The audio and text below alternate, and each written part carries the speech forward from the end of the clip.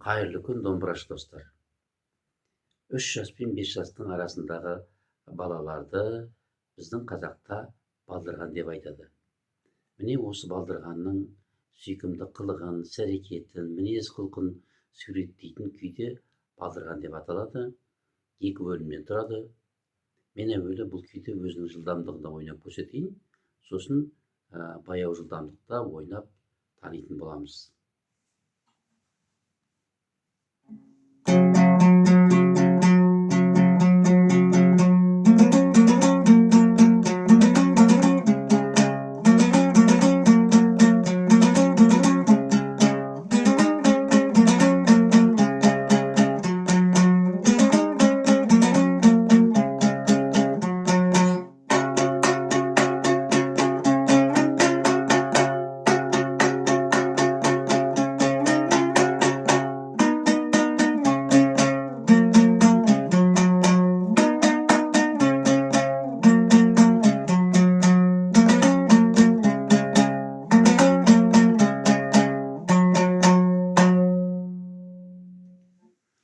Енді осы көңілді күйдің кіріспесімен танысайық. Баяу ойнап көрсетемін, сосын бірге қосылып ойнайық.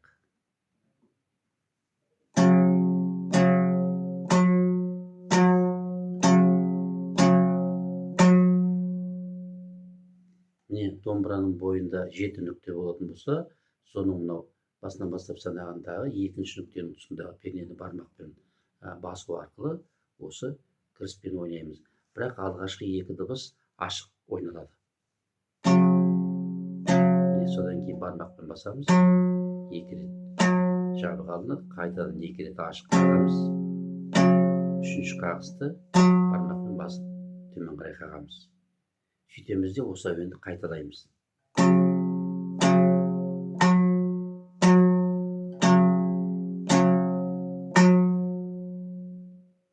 Міне осылай 2 рет ойнап шыққаннан кейін тақырыпты бастаймыз. Тақырып астыңғы шектегі дыбыстармен ойналады. 1-ші, 2-ші, 4-ші саусақтарды пайдалану арқылы ойнаймыз.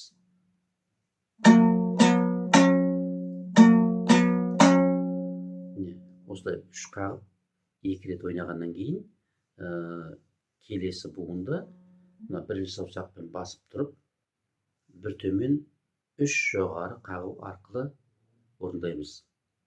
1, 2, 3, 4. Тағы бір ойнап көрсетейін.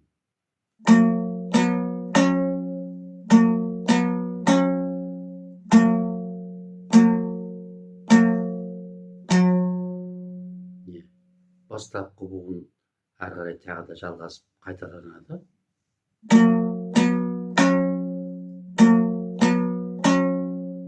Аяқтағанда мінекей 1-ші нүктедегі пернені басып, бір төмен 2 жоғары қағу арқылы аяқтаймыз.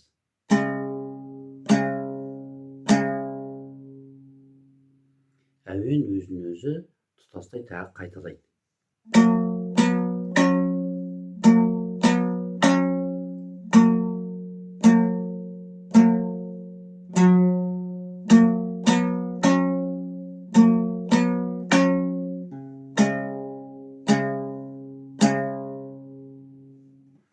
Енді келесі сөйлемді ойнаған уақытта, мынау 9 тұғырдың 2-ші тұғырында 1-ші сөйлемді ойнайтын болсақ, енді 2-ші сөйлемді 3-ші тұғырдың тұсындағы дыбыстарды пайдалану арқылы бастап кетеміз.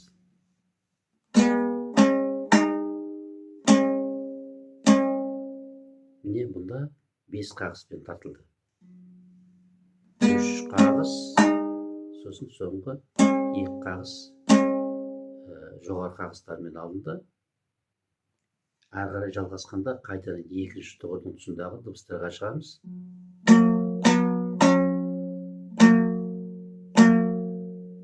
Сосын 1-ші нүктедегі пернені басып, бір төмен 3 жоғары қағамыз.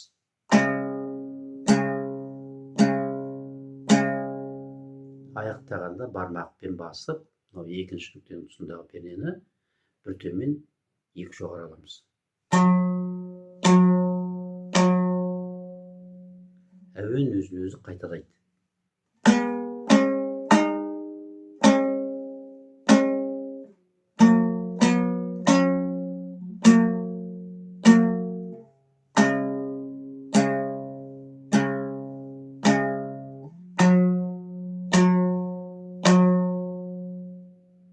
Міне осылайша бірінші бөлім аяқталады.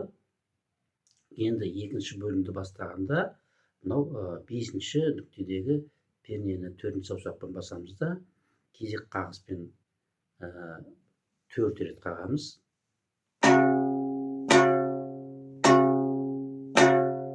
Енді келесі 4 қағысты бір төмен 3 жоғары аламыз.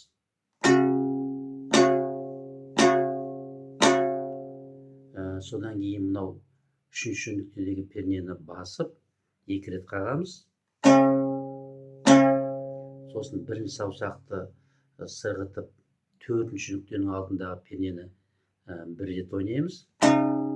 Содан кейін 4 пен 5-ші нүктенің арасындағы пернені 3-ші саусақпен басып жоғары қағыспен аламыз. Енді аяқтаған сәтте осы әуенді аяқтағанда 4-ші саусақпен 5-ші нүктедегі пернені басып бір төмен 2 жоғары қағамыз.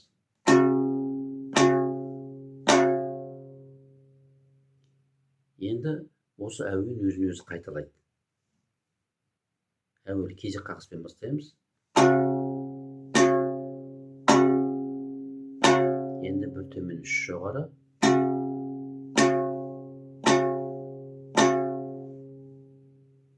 Кезек қағыспен аламыз. Бір төмен 2 жоғары. Мінекей осылай 2 рет ойнап шыққаннан кейін ары қарай келесі музыкалық сөйлем мынау 4-ші нүктенің алдындағы пернені 1-ші саусақпен басып, мынау 4-ші нүктенің тұсындағы жоғарғы шектегі дыбысты бармақпен басу арқылы 4 қағыспен жалғасады. 1, 2, 3, 4. Осылай кезек қағыстармен алғаннан кейін мынау 3-ші нүктедегі пернені басамыз. Сөйтеміз де бір төмен 2 жоғары аламыз. Ары қарай 2-ші тобының 1-ші дыбысын басып, яғни 3-ші пернені басамыз да 1-ші саусақпен бармақпен үстіңгі шектегі дыбысты басып жалғастырамыз.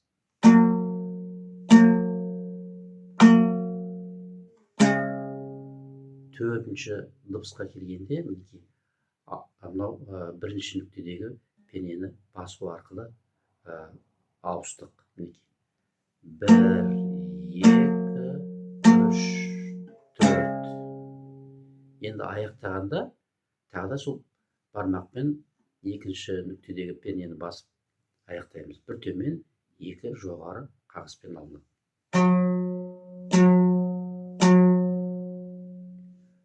Бұл әуенде өзін өзі қайталайды. Қайтадан мінекей мынау 4-ші нүктенің алдындағы пернеге қайтып барамыз да 4 рет қағамыз.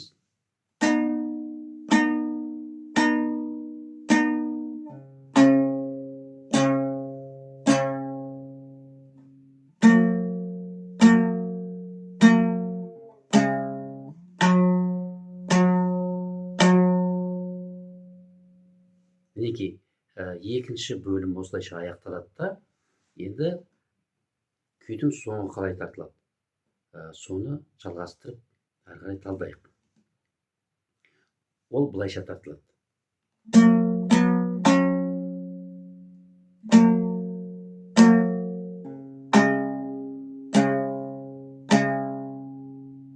Әуенді қайталаймыз.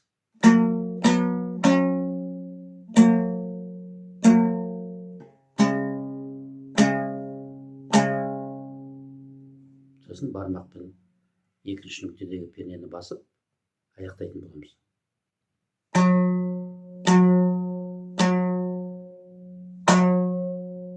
Соңғы қағыс төмен қарай қағылады. Енді осы аяқтау сәтін тағы бір тұтастай ойнап көрсетейін.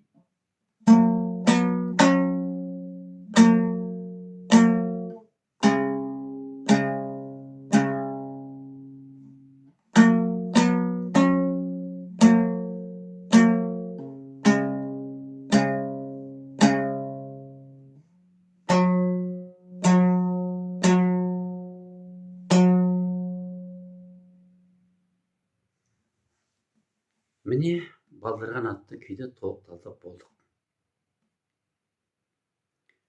Құрметті домбырашы достар, осы күйді үйренуде мен сіздерге сәттілік тілеймін. Келесі сабағымызға дейін сау саламатта болыңыздар. Лайк басуды ұмытпаңыздар, қолдап отырыңыздар. Сау болыңыздар.